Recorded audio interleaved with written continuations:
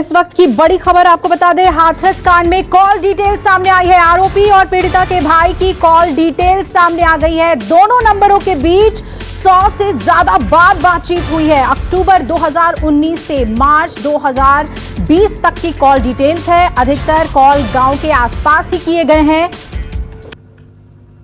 इस वक्त की बड़ी खबर आपको बता दें, हाथरस कांड में कॉल डिटेल सामने आई है और जांच में यह पता चला है कि आरोपी और पीड़िता के भाई के बीच लगातार बातचीत हो रही थी और बातचीत कोई एक दो बार नहीं बल्कि 100 बार के करीब इनमें बातचीत हुई है। अक्टूबर 2019 से लेकर मार्च 2020 तक की कॉल डिटेल ही सिर्फ देखिए तो 100 बार से ज्यादा इन लोगों के बीच बातचीत हुई है। और हम आपको वो कॉल डिटेल्स भी दिखा रहे हैं, सीडीआर की कॉपी आपको दिखा रहे हैं।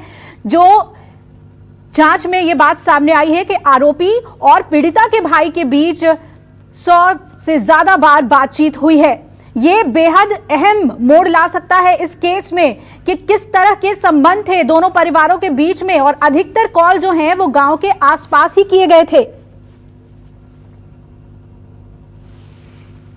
इस वक्त की सबसे बड़ी खबर, हाथरस केस में आरोपी और पीड़िता के भाई की कॉल डिटेल सामने आ गई है और दोनों नंबरों के बीच 100 से ज्यादा बार बातचीत हुई है।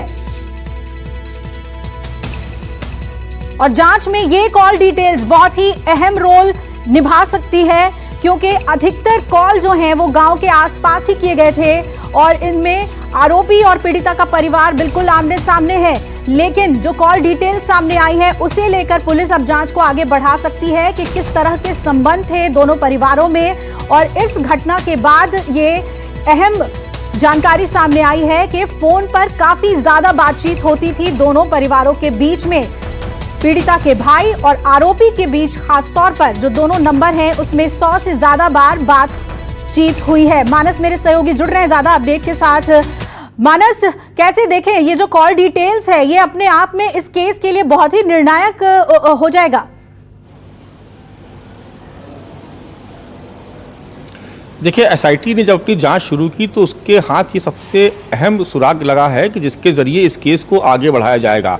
देखिए, एक दो बार की बात नहीं है, कुल 104 बार बात हुई है दोनों परिवारों के बीच में, जिसमें एक आरोपी है जिसको पुलिस ने गिरफ्तार किया और दूसरा पीड़िता का भाई है। इन दोनों के बीच 104 बार बात हुई, 65 बार कॉल आरोपी के फोन नंबर पे आई है। तो आप समझ सकते हैं कि इन दोनों के बीच या परिवार के बीच संबंध पहले बहुत बेहतर रहे होंगे, तभी बातचीत होती रही है, वरना एक दो बार के बाद इतनी लंबी बात ना होती। जो कॉल डिटेल हम आपको दिखा रहे हैं, जो सीडीआर हम आपको दिखा रहे हैं, जिसकी कॉपी दिखा रहे हैं, उसमें आप देखेंगे साफ तौर पर कि कितनी कॉल्स जो है, जो आप येलो रंग से जो मार्क देख रहे हैं, ये जो है वो आरोपी है। आरोपी के नंबर पर इतनी बार 62 बार से ज्यादा कॉल अगर आ रही है तो आप समझ सकते हैं। तो एसआईटी ने इसीलिए अपनी जांच में थोड़ा और वक्त मांगा है क्योंकि ये इस केस का टर्निंग पॉइंट हो सकता है। बिल्कुल, बहुत ही अहम है ये। क्या हुआ, मानस, जिस तरह से आप बता रहे हैं, हमारे साथ एलन राव भी जुड़ गए हैं। एलन राव जी, कैसे देख रहे हैं आप? ये बहुत ही डिसाइडिंग हो जाएगा। एक तरफ जहां एक बड़े दंगे की साजिश की बातें जांच में सामने आ रही है, वहीं दूसरी तरफ ये सीडीआर काफी कुछ कह रहा है अब केस में। देखिए, पहले मैं दंगों की बात कर लूं। दंगों में यह है कि दिल्ली में जो नॉर्थ ईस्ट डिस्ट्रिक्ट में दंगे हुए थे उसमें भी पीएफआई का अहम रोल सामने आया था।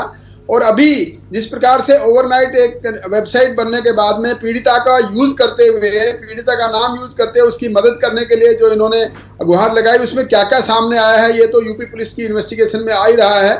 मैं समझता हूं कि ये दंगों की साजिश, ये जितने भी पॉलिटिकली मोटिवेटेड लोग हैं और ये खास तौर से अपने पॉलिटिक्स के गेम को आगे बढ़ाने की कोशिश कर रहे हैं। देखिए, provident popular front of India, PFI इसका पूरा नाम है ये, और इसका नाम है दूसरा है CFI, compass front of India.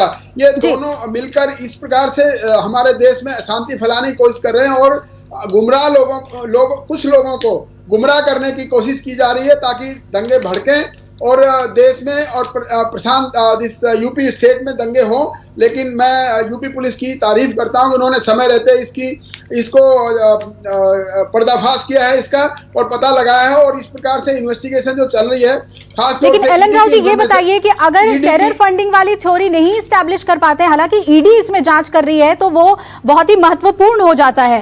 Terror funding किस तरह से किया जा रहा है, ये सिर्फ हाथरस कांड से जुड़ा हुआ मामला नहीं है, इसमें तो विजिलेंस डिपार्टमेंट को पूरी तरीके से सतर्क रहने की जरूरत होती है। तो उत्तर प्रदेश में खासतौर पे जो सेंसिटिव एरियाज हैं या ऐसे जब इश्यूज होते हैं उस समय इंटेलिजेंस कैसे काम करती है, ये भी तो बहुत महत्वपूर्ण है।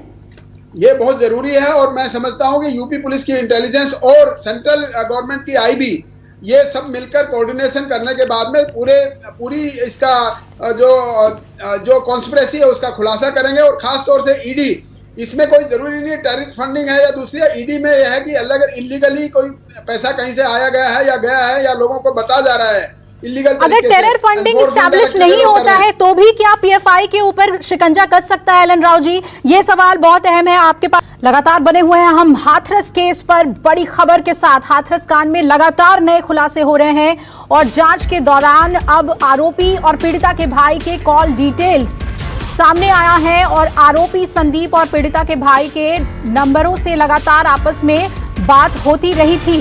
कॉल रिकॉर्ड के अनुसार दोनों नंबरों से अक्टूबर 2019 से लेकर मार्च 2020 तक लगातार बात हुई थी। दोनों नंबरों से 100 से ज्यादा बार कॉल्स की गई। नमस्कार, मैं हूं मानक गुप्ता। अगर आपको हमारा ये वीडियो पसंद आया हो तो इसे लाइक और शेयर जरूर करें, और हां, हमें सब्सक्राइब और फॉलो करना ना भूलें ताकि आप देश और दुनिया की कोई खबर मिस ना करें। तो जुड़े रहिए हमारे साथ और देखते रहिए न्यूज़ 24।